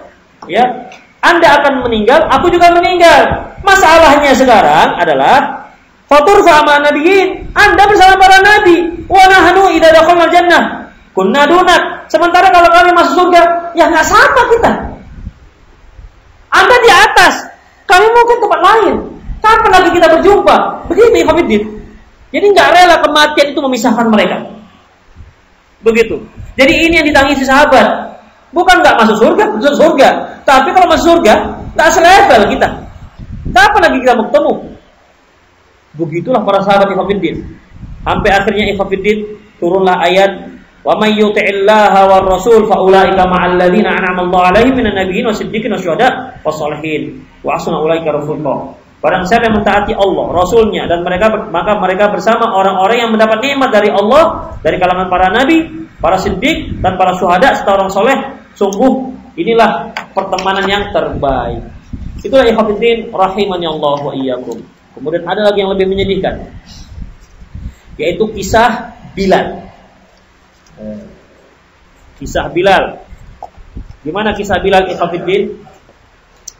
Kisah Bilal ini ketika Rasulullah sallallahu alaihi wasallam wafat Rasulullah, Bilal ini sebagaimana yang kita ketahui bahwasanya muazzinnya Rasulullah. Jadi selama Rasulullah masih hidup, muazzinnya adalah Bilal. Udah. Ketika Rasulullah SAW wafat, maka apa kata Bilal? Hada Bilal dhahaba ila bilad Syam ba'da wafatin Nabi sallallahu. Bilal ini enggak sanggup tinggal di Madinah setelah wafat Rasulullah sallallahu alaihi wasallam. Kenapa demikian ikhwatiddin? Dia katakan, "Lam utik an abqa fil Madinah ba'da wafatin Nabi sallallahu." Aku enggak sanggup lagi tinggal di Madinah setelah Rasulullah wafat. Wa kana idza arada ay yu'addin wa ja'ila asyhadu anna Muhammad Rasulullah tahniquhu ibratah. Setiap kali dia mau adzan, asyhadu an la ilaha illallah wa asyhadu anna Muhammadar Rasulullah, enggak bisa lagi dia ngomong. Menangis terseduh-seduh. Kenapa? Teringat Rasulullah SAW. Begitu. Jadi sejak Rasulullah wafat, enggak sanggup dia lagi adzan. Setiap mendengar lafaz asyhadu anna Muhammad Rasulullah, nangis. Akhirnya ini enggak bisa ini. Ya, enggak sanggup dia. Kenapa? Karena saking rindunya dengan Rasulullah SAW. Yang sudah meninggal masalahnya. Kalau dia masih hidup masih bisa dilihat-lihat. Ini sudah wafat. Jadi akhirnya enggak sanggup dia lagi adzan. Maka dia pun pergi ke Syam. Hingga akhirnya dia pun pergi Syam, dia jihad. Wa raja'a ba'da sanawat. Setelah bertahun-tahun dia balik ke Madinah. Tsumma dakhala ila al-masjid Rasulullah sallallahu. Kemudian dia pun masuk ke masjid Rasulullah sallallahu. Wa hana waqtul adzan, dan masuklah waktu adzan. Fa adzana al-Bilal, maka Bilal pun adzan. Ya namanya muadzin Rasulullah. Ketika melihat muadzin Rasulullah datang, adzan ya adzan. Ya kan? Teringat pada zaman Rasulullah. Kamu adzan Bilal ya, kamu adzan. Sahabat menyuruh dia menjadi adzan, muadzin. Padahal baru datang. Ya. Ketika fa adzana Bilal, maka Bilal pun adzan. Ketika sampai sama seperti yang lalu. Ketika sampai asyhadu anna Muhammadar Rasulullah, baka, dia pun nangis. Fa abka sahabatu ba'da inqita'i tawil. Maka sahabat pun menangis setelah terhenti, enggak bisa lagi melanjutkan adzan. Asyhadu anna Muhammad. Dia bilang. Sahabat pun menangis bersama Bilal. Kemudian ikhwatiddin rahimanallahu wa iyyakum. Kemudian fadzakaru Bilal fa'adzana. Bilalan wa adanahu. Maka Bilal pun diingatkan tentang adzannya. Fadzakaru Rasulullah, di situ pun mereka mengingat lagi bagaimana memori mereka bersama Rasulullah sallallahu alaihi wasallam. Itulah cintanya para sahabat. Segelintir cerita tentang cintanya para sahabat kepada Rasulullah sallallahu alaihi wasallam. Itu belum lagi tabi'in ya. Ini masih sahabat. Belum lagi tabi'in. Bagaimana seorang tabi'in, saya bacakan seperti Abu Ayyub As-Sakhtiyani. Abu Ayyub As-Sakhtiyani, dia meriwayatkan hadis, kalau sudah an Rasulillah sallallahu alaihi wasallam nangis. Begitu sedihnya. Ya, rindunya Rasulullah. Demikian juga Imam Malik. Imam Malik menceritakan tentang Muhammad bin Al-Mankidari. Dia enggak sanggup membaca kalimat Rasulullah sallallahu alaihi wasallam, nangis. Demikian juga Hasan Al-Basri. Ya. Hasan Al-Basri juga menceritakan demikian. Bahkan Hasan Al-Basri menceritakan bukan hanya sahabat dan makhluk hidup yang cinta pada Rasulullah. Makhluk mati pun sudah mencintai Rasulullah. Apa buktinya? Rasulullah sebelum ada mimbar, itu beliau diletakkan untuk beliau batang korma. Jadi tempat beliau bersender lah. Bersender, kalau ngisi wejangan bersender di batang korma. Kalau beliau berdiri, bertelekan di batang korma tersebut. Hingga akhirnya ada seorang sahabat mengatakan, "Ya Rasulullah, bagaimana kalau aku buatkan mimbar? Tempat Anda duduk di saat memberikan ceramah, berikan wejangan." Maka dibuatkanlah mimbar tiga tingkat. Kalau hari Jumat beliau berdiri di tingkat kedua, duduk tingkat ketiga. Abu Bakar juga begitu. Ketika dia menjabat sebagai khalifah, berdiri di tingkat kedua, duduk tingkat ketiga. Umar merasa, saya ini siapalah? Tidak seperti Rasulullah, tidak seperti Abu Bakar, apalagi seperti Rasulullah. Maka dia berdiri di tingkat pertama, duduk di tingkat kedua. Jadi hanya 3 tingkat, 3 tangga. Maka jadilah mimbar Rasulullah. Sejak itu Rasulullah mulailah duduk di atas mimbar. Ketika pertama sekali Rasulullah duduk di atas mimbar, batang kormanya nangis. Sampai tangisannya itu didengar oleh seluruh yang ada di masjid. Rasulullah turun dari mimbar, dipeluknya batang korma. Sampai tenang, tak ada lagi tangisan batang korma. Begitu ya Khafiddin. Sampai batang korma pun cinta kepada Rasulullah sallallahu alaihi wasallam. Jadi kalau kita mau melihat bagaimana cintanya kepada Rasulullah, tidak ada orang yang mencintai Rasulullah lebih hebat ketimbang kecintaan sahabat kepada Rasulullah sallallahu alaihi wasallam. Bagaimana pengorbanan mereka, harta mereka nggak ada apa-apanya. Anak mereka nggak ada apa-apanya. Anak mereka korbankan demi Rasulullah SAW. Satu lagi kisah. Pernah dengar nama sahabat Julaibib? Julaibib ini Khafiddin, seorang sahabat yang dicintai Rasulullah. Tapi dia seorang yang buruk rupa, hitam orangnya. Ya, hitam. Dia miskin, buruk rupa. Suatu hari Rasulullah bertanya, Julaibib, kamu sudah nikah? Kata Julaibib, ya Rasulullah, siapa yang mau dengan saya? Siapa yang mau dengan saya? Tidak ada yang mau dengan saya. Ya kalau yang namanya akhad bagaimanapun tetap kepinginnya yang apa namanya? Yang 3 pan, tapan, mapan, apa lagi? Atau lagi? Beriman, itulah kira-kira. Ya. Jadi pokoknya pan. Ya tentunya sebagaimana laki-laki suka dengan wanita yang cantik, laki-laki juga suka, perempuan juga suka dengan perempuan yang laki-laki yang ganteng, ya kan? Demikian di Khafiddin. Kalau ada laki-laki yang cinta dengan seorang yang soleh, itu memang bermasalah. Dia harus cinta dengan yang solehah, ya bukan yang soleh. Saya di Khafiddin. Jadi, udah biar saya yang melamarkan untukmu. Rasulullah datang ke rumah kembangnya Madinah, yang paling cantik di kota Madinah. Sudah beberapa kali dilamar, gak diterima oleh orang tuanya. Rasulullah datang, aku ingin melamar anakmu. Apa kata orang tua? Allah Rasul wal ain. Siapa yang menolak kalau Rasulullah Kalau Rasulullah yang melamar. Itu anak-anak gadis Madinah. Kalau bilang Rasulullah nggak ada yang bilang enggak. Sekarang aja kalau Ustaz ngelamar yang kedua nggak dikasih. Begitu Khafidin. Ya, karena Ustaz kan bukan sama seperti Rasulullah. Kalau seorang menikah dengan Rasulullah, jamin masuk surga. Wanita, nikah dengan seorang Ustaz, jamin masuk surga. Oh, Ustaz yang belum tentu masuk surga. Jadi nggak sama ya Khafidin. Jadi, tapi bukan aku yang menikah, tapi Julaibib. Wah, Julaibib. Bentar lah kalau gitu, kita diskusi dulu. Kan biasa begitu. Ciri-ciri kalau antum melamar, tak diterima, nanti lah nak ya kita diskusi dulu. Itu sebulan belum ada jawabannya. Tandanya ditolak, ya. Tandanya ditolak itu udahlah. Cari kembang yang lain aja. Kalau seperti itu. Jadi khafidin rahimanallahu wa iyyakum. Maksud mereka yang mau menolak. Masa Julaibib yang lamar anak kita yang cantik rupawan terkenal, kembangnya kata Madinah. Miskin lagi. Jeleknya pokoknya luar biasa lah. Ketika orang tuanya sedang diskusi ingin menolak lamaran Rasulullah untuk Julaibib, didengar oleh anak gadisnya. Apa kata anak gadisnya? Wahai ayahanda, wahai ibunda, apakah kalian akan menolak lamar Rasulullah?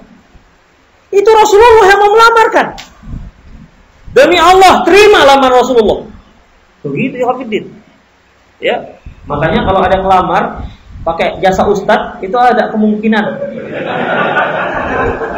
Ada kemungkinan, ingat kemungkinan. Karena bukan Rasulullah. Kemungkinan tolak juga bisa. Jadi, oke lah, terima. Karena anak gadisnya keras, enggak, saya terima. Karena saya pakai, bukan bapak, begitu kan? Terima. Malam pertama Ikhwanuddin. Malam pertama, tahulah malam pertama ngapain? Ngobrol kan biasanya. Malam pertama, ya seorang laki-laki merindukan istrinya yang cantik jelita malam pertama. Begitu malam pertama pengumuman pergi jihad. Pergi jihad, ya Allah, malam pertama pergi jihad. Kalau kita pergi malam pertama pengumuman jihad, nantilah itu. Macam gak ada hari besok. Nanti saya nyusul, kan begitu ya. Selesaikan urusan malam pertama ini. Julaibib Ikhwanuddin walaupun istri cantik jelita, kembang Madinah tinggal. Enggak, Dik, saya memenuhi panggilan Rasulullah SAW. Dah, berperang. Setelah selesai perang, Rasulullah tanya, apakah kalian ada melihat orang yang saya cintai?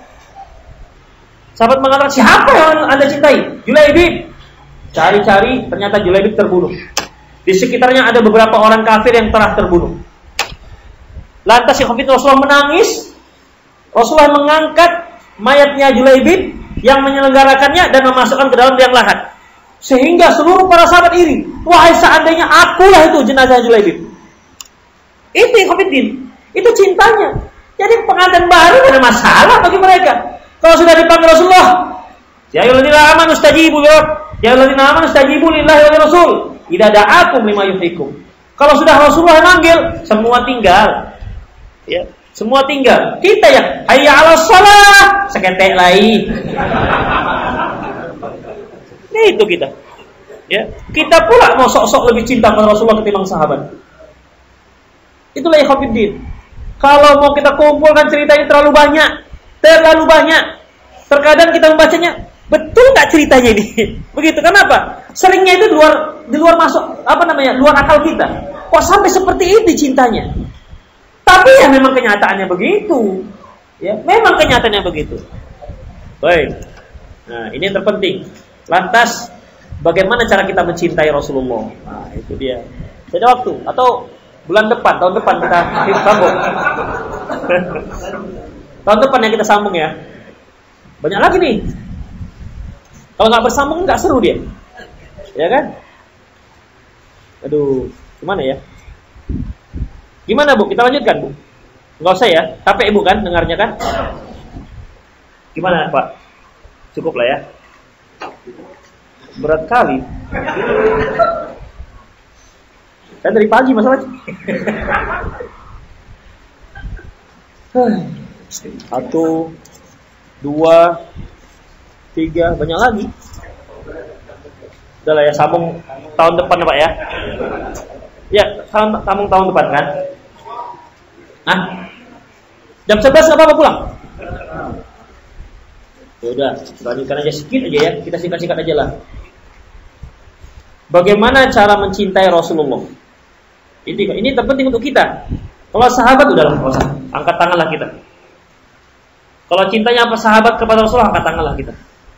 Sekarang kita ini bagaimana caranya mencintai Rasulullah? Ikhwafiddin. Pertama, qul in kuntum tuhibbunallah fattabi'uni yuhibbukumullah. Katakan apabila engkau mencintai Allah, maka ikuti aku, niscaya engkau akan dicintai oleh Allah. Ya Rabbi, wa yaghfiru dzunubakum, wa yaghfir lakum dzunubakum, dan akan diampuni dosa kalian. Yang pertama, cara mencintai Rasulullah, menghidupkan sunnah Rasulullah. Itu yang pertama, ikhwatiddin. Kenapa para sahabat itu sangat cinta dengan Rasulullah? Karena dalam kehidupannya itu sangat menghidupkan sunnah Rasulullah. Sampai salah seorang sahabat sangat cinta dengan Rasulullah. Ketika Rasulullah dia lihat Rasulullah suka makan labu, dia pun jadi suka makan labu. Coba bayangkan ikhwatiddin.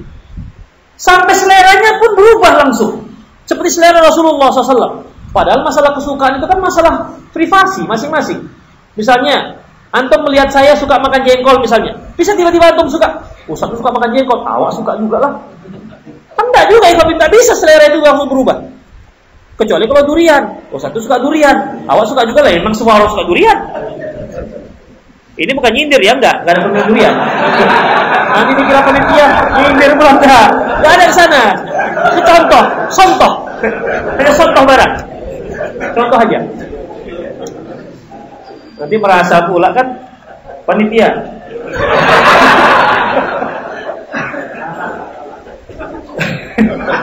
Inilah nggak bisa lanjut ini jadi. Demikian ikhwatiddin. Jadi hidup dalam diri mereka itu sunnah Rasulullah. Makanya mereka tidur yang teringat sunnah Rasulullah, mereka makan dari sunnah Rasulullah. Kan sering saya katakan ikhwatiddin, ketika kita menanamkan cinta pada anak kita kepada Rasulullah, jangan katakan pantang ini pantang itu, jangan. Katakan, nah ini Rasulullah yang melarang. Ya kan? Seperti kita lihat anak kita makan pakai tangan kiri. Nah, jangan makan pakai tangan kiri. Kenapa ya? Pantang. Nah, salah itu. Katakan itu Rasulullah yang menyuruh. Memang kenapa kata Rasulullah? Qala Rasulullah sallallahu alaihi wasallam. La yaqulanna ahadukum bishimali wa yashraban nabiyya fa inna asy-syaitana yashrabu yaqulu biha. Janganlah salah seorang kalian makan dan minum pakai tangan kiri, karena setanlah yang makan dan minum pakai tangan kiri. Anak itu mikir apalagi aku setannya katakan setanlah yang makan dan minum pakai tangan kiri. Jadi, jadi setan. Rasulullah yang melarang. Teringat Rasulullah. Begitu ikhwatiddin. Jadi yang kita sandarkan itu bukan pantangan-pantangan seperti mak-mak kita dulu nggak jelas apa juntrungannya, nggak tahu apa sebabnya. Rasulullah yang larang, Rasulullah yang perintah. Nah, kalau tidur begini, kenapa ya?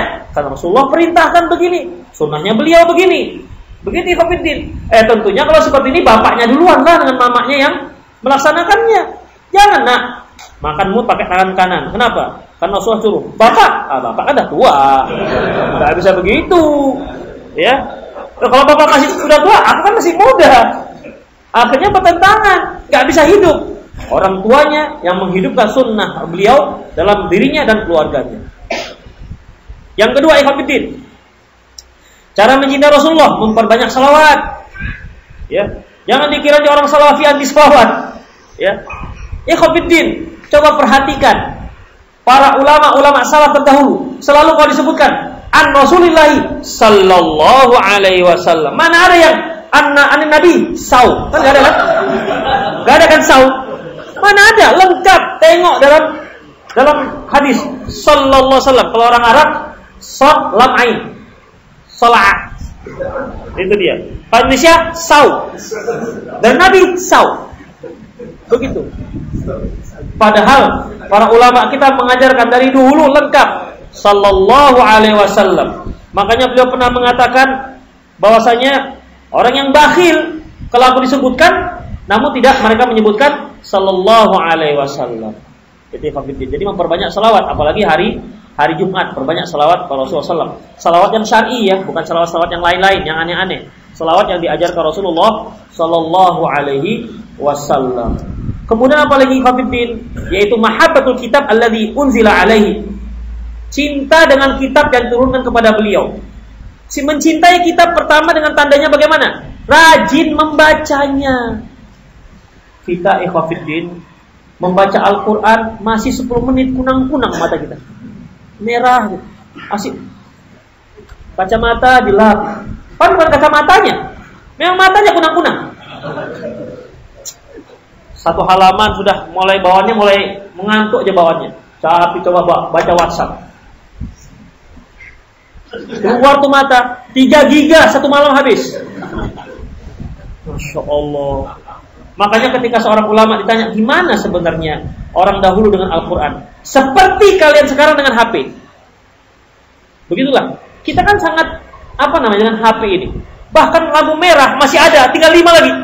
5, 4, 3 itu masih sepatkan. Oh, itu. Masih disepatkan. Ya apa enggak? Nah itu dia. Sama kita. Begitulah kita dengan HP. Begitulah dulu orang salaf terdahulu dengan Al-Quran.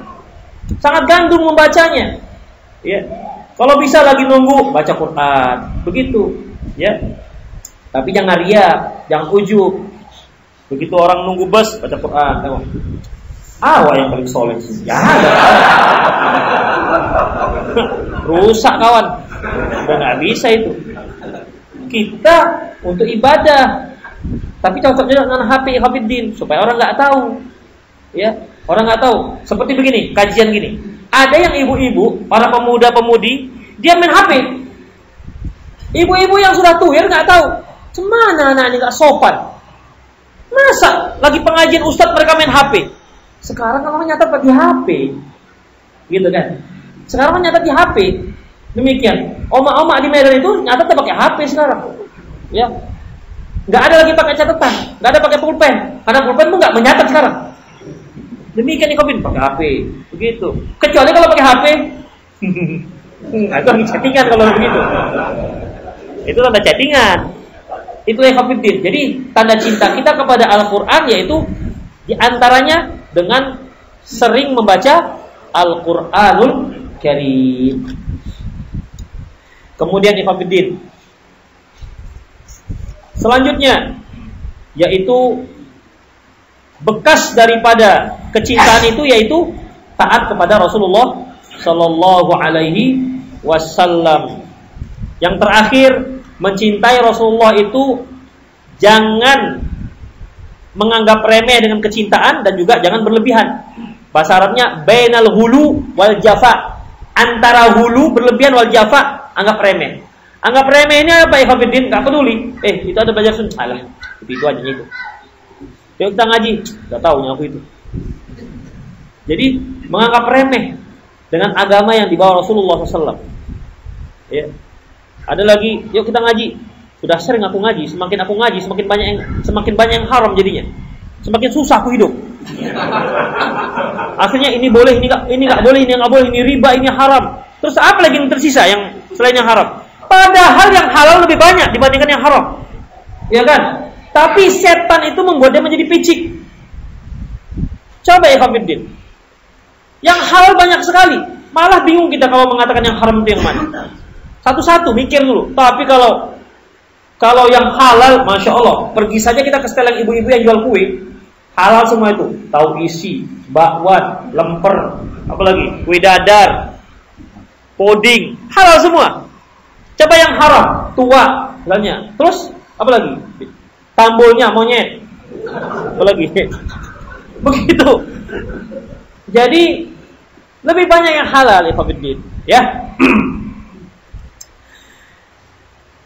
Kemudian ya Khafiddin rahimallahu wa iyyakum, hulu dan hulu tidak boleh berlebihan.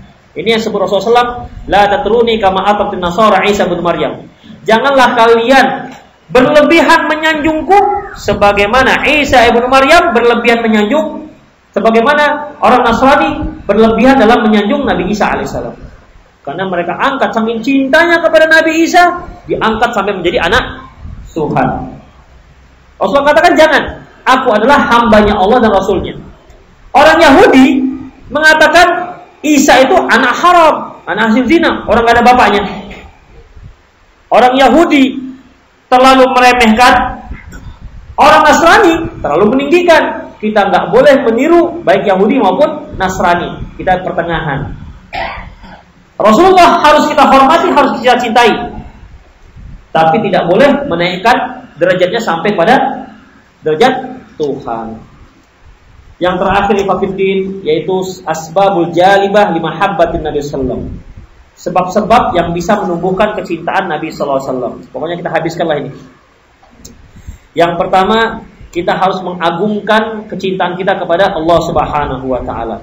Yang kedua caranya dengan membaca sirah Nabi sallallahu alaihi wasallam. Baca bagaimana perjuangan beliau, baca bagaimana perjuangan para sahabat beliau menegakkan agama Islam ini. Ya, bagaimana kisah beliau sangat cinta dengan para sahabat dan umatnya. Kemudian apalagi ikhwatiddin, kita harus tahu bagaimana pahala yang sangat besar yang menanti kita bagi orang-orang yang mencintai Rasulullah sallallahu alaihi wasallam. Demikian juga kita membaca sirah para sahabat bagaimana cara mencintai Rasulullah sallallahu alaihi wasallam. Sebab kalau tidak, kita cinta kepada Rasulullah tapi nggak tahu bagaimana cara mencintainya. Lihat para sahabat, bagaimana cara mereka mencintai Rasulullah. Yang nggak dilakukan para sahabat nggak usah lakukan. Itu lebih aman nih, Hafidzin. Kita, misalnya, kita mencintai istri kita. Tentu kan kita harus tahu apa sih yang disukai oleh istri kita. Istri kita suka mie Aceh, nggak suka dengan misalnya martabak Bandung misalnya, karena terlalu lemak katanya. Karena istrinya sudah gemuk. Ya, martabak Bandung setelah mentega, susu lagi, banyak yang taruhnya. Bang, jadi kita kalau ingin agar istri kita cinta dengan kita, tanya, Dek, adik sukanya apa, Dek? Nanti abang pulang ngaji, abang bawalah kali ini makan kesukaan adik. Apa itu? Mie Aceh, Bang. Tapi yang pakai udang, Bang, ya, dengan kepiting. Kalau yang biasa itu 10, Bang, 10.000. Tapi saya mau yang 30.000. Tahu dia yang mahal. Ya, bawakan itu. Jangan ijtihad sendiri. Saya cinta dengan istri saya. Wah, ini bawa martabak. Dek, Assalamualaikum. Ini Dek, ada makanan ini Dek. Insya Allah adik suka lagi. Tengok. Ya Allah, martabak. Otomatis istri pun nengok, nggak semangat ikhwatiddin. Itulah dia. Atau misalnya kita mau bawa baju untuk istri kita, tanya istri kita tuh maunya warna apa. Ini kita sendiri, kita bawa belikan warna merah. Istri kita kulitnya gelap kali pun. Begitu dibuka, ya Allah, Bang, merah mata Bang. Akhirnya kan kita, ya Allah, gimana? Maksud niat kita itu bagus supaya istri kita semakin cinta dengan kita. Kita bawa baju baru. Ternyata karena kita nggak lihat-lihat apa yang membuat istri kita cinta, salah kaprah ikhwatiddin. Salah kaprah. Akhirnya bukan semakin cinta istri kita, tapi bang, katara ya Bang ya. Tengoklah, cocoklah ini dengan kulitku. Kan begitu jadinya ikhwatiddin. Akhirnya apakah cinta yang muncul? Kita pun aduh ya juga kan. Begitu ikhwatiddin. Jadi kalau kita mau mencintai Rasulullah, tengok dengan kecintaan yang sudah mendapat rekomendasi Rasulullah. Apa itu? Cintanya para sahabat. Yang enggak mereka lakukan, enggak usah pandai-pandaian buatlah. Jangan sok-sok. Itu. Udah, yang enggak mereka lakukan udah. Cukupkan saja apa yang dilakukan para sahabat, begitulah yang diridhai oleh Allah Subhanahu wa taala. Makanya Abdullah bin Mas'ud telah mengatakan, "Man kana minkum mustannan falyastanna biman qad mat, fa innal hayya la tu'man 'alaihi fitnah." Barang siapa yang mau mengambil sunnah, ambil sunnah yang orang sudah meninggal. Karena yang masih hidup itu enggak aman dari fitnah. Siapa mereka? Ulaika ashabun nabiyikum. Mereka adalah sahabat Nabi kalian. Kanu abaruhum quluban. Mereka yang memiliki hati yang terbaik. Wa a'maquhu ilman, yang paling dalam ilmunya. Wa aqalluha aqalluhum takallufan. Paling sedikit takallufnya. Qaumun ikhtarahumullah li suhbati nabihi. Mereka adalah kaum yang memang Allah pilihkan untuk menemani nabinya. Fa'rifu anhum fadlahum. Ketahuilah bagaimana keutamaan mereka. Wa tamassaku bidinihim wa akhlaqihim. Pegang agama dan akhlak mereka. Innahum kanu ala hudan mustaqim. Mereka itu berada di atas jalan yang lurus. Itu ikhwatiddin. Ketika Abu Musa al-Asy'ari melihat ada orang yang bertasbih, dikomandoi. Kata orang mengatakan, "Sabbihu mi'ah." Bertasbihlah kan 100 kali. Mereka bertasbih. Subhanallah, subhanallah, subhanallah. Kabbiru mi'ah. Bertakbirlah mereka 100 kali. 100 kali. Dikomandoi. Abu Musa al-Asy'ari enggak berani menyalahkan. Ini zikir. Tapi ini caranya enggak pernah dilakukan Rasulullah. Enggak pernah dilakukan para sahabat. Agak aneh ini. Akhirnya ditanya kepada Abdullah bin Mas'ud. Dibawalah Abdullah bin Mas'ud. Nengok, oh begini. Apa kata Abdullah bin Mas'ud? Tanpa ragu-ragu. Ma asra halakatikum ya umat Muhammad. Sungguh cepat kali binasanya kalian wahai umat Muhammad. Wa ashabum mutawafirun. Padahal sahabat-sahabatnya itu masih banyak, kalian masih hidup. Artinya, kenapa nggak kalian tiru tuh sahabat-sahabat itu masih banyak hidup? Tengok mereka itu bagaimana caranya. Jangan buat-buat sendiri. Wa ashabum mutawafirun. Sahabat-sahabat Rasulullah itu masih banyak hidup. Wa thiyabuhum lam tubla. Pakaiannya juga belum hancur. Wa aniyatuhum lam tuksar. Kemudian bejana-bejana mereka juga belum banyak yang hancur. A innakum ala millatin ahda min millatin Muhammad aw muftatihuna abwaab dhalalah. Kalian itu berada di atas agama yang lebih hebat dibandingkan agama Muhammad, atau kalian sedang membuka pintu kesesatan. Apa jawab mereka? Ya Abu Abdurrahman, wa Abdurrahman, ma aradna ilal khair. Niat kami kan bagus. Ma aradna ilal khair, niat kami bagus. Apa kata Abdullah bin Mas'ud? Kam min muridil khair la yusibuha. Berapa banyak orang yang menginginkan kebaikan tapi enggak mendapatkannya. Kenapa? Enggak ngikuti sahabat sih. Ya, ikuti para sahabat, selesai urusan. Jangan pandai-pandaian. Begitulah ikhwatiddin rahimani Allah wa iyyakum. Kemudian ijlalul muhibbina li sunnati wal amilina 'alaiha biha. Kemudian juga dengan memasukkan kecintaan kita terhadap orang-orang yang mencintai sunnah dan orang-orang yang mengamalkan sunnah. Itulah ringkasan beberapa halaman ini ikhwatiddin. Semoga bermanfaat karena waktu sudah jam 9 lewat. Kasihan antum juga nampak agak letih saya lihat. Sudah letih insyaallah ya. Jazakumullah khairan sudah dengan seksama mendengar ya. Sudah saatnya kita istirahat. Jadi nggak usah pakai tanya jawab lah ya. Kan sudah jelas kan? Kan nggak ada yang nggak jelas kan? Ya kan? Alhamdulillah. Itu ikhwatiddin. Baik. Di sini kita kasih hadiah aja. Ada hadiah ensiklopedia zakat. Udah. Coba siapa yang bersedia saya tanya? Tunjuk tangan. Tebal loh ini. Siapa yang bersedia saya tanya? Tunjuk tangan.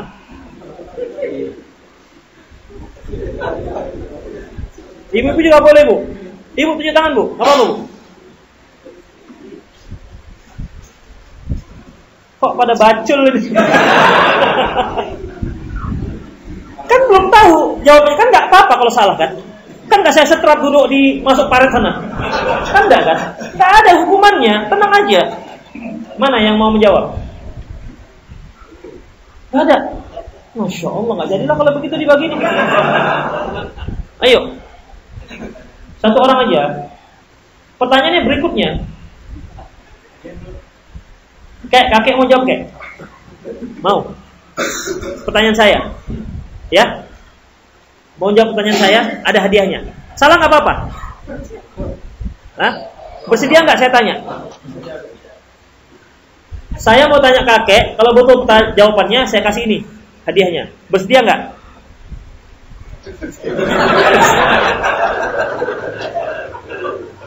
Salah nggak apa-apa kek? Salah nggak apa-apa? Bersedia kek? Ya, coba ya. Ya, ya, iya kan kek? Gitu lah. Ya, ya kan? Nah, ini coba kakek-kakek, anak muda, bacul. Ini pertanyaan kek. Kek, jawab pertanyaan saya. Nama kakek siapa? Loh, tadi jawab. Jangan salah kek jawabnya. Nama kakek siapa? Lupa. Nama kakek siapa? Siapa? Betul, betul jawaban kakek.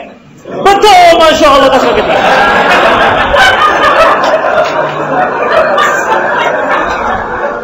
Demikianlah hafidin rahimallahu iyyakum. Nanti tanya jawabnya berikut aja ya. Ya, tanya jawabnya berikut saja.